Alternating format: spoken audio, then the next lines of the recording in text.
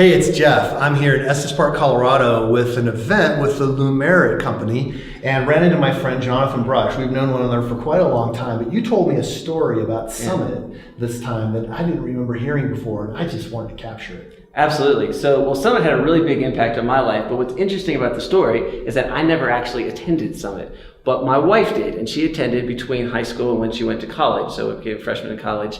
And of course, we started dating in college and were engaged our senior year. And the story goes is that I was majoring in philosophy and religion, and I really liked the subject, and I was doing well in it. I graduated with 4.0, and that meant that I was doing well enough to pretty much destroy my faith. Wow. I was in a school that had one time been a church-affiliated school and was no longer, and I really got to the point that I actually remember having a walk around campus and thinking, I can't rationally believe this stuff anymore. This doesn't make sense. It's been disproven by all these things.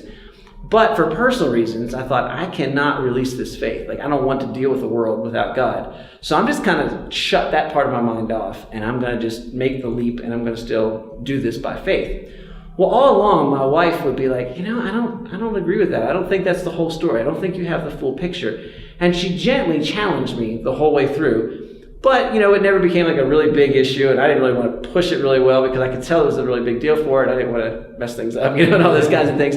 So I graduated, and the result of that practically was pretty bad because with that kind of base destroyed, all kinds of theological wishy-washiness was coming in and going back and forth and all these things until my wife said, you should look at these, and she presented the material from Summit, Understanding the Times and her papers and all those kinds of things. She had been there as a student, and she said, I really think you need to read these. And it was said in that kind of newlywed way, like, you should do this.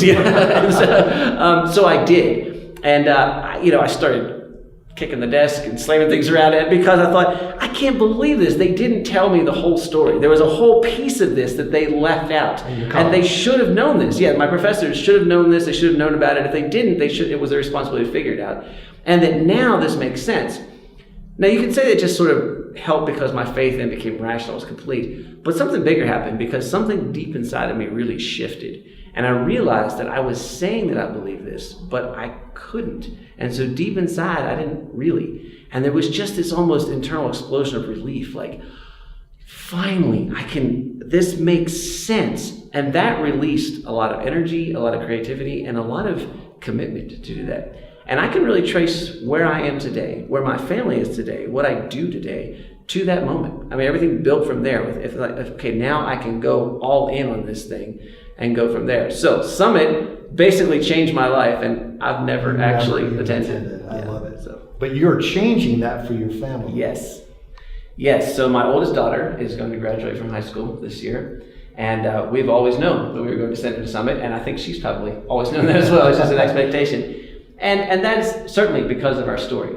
But it's also because I just think there's amazing opportunities there.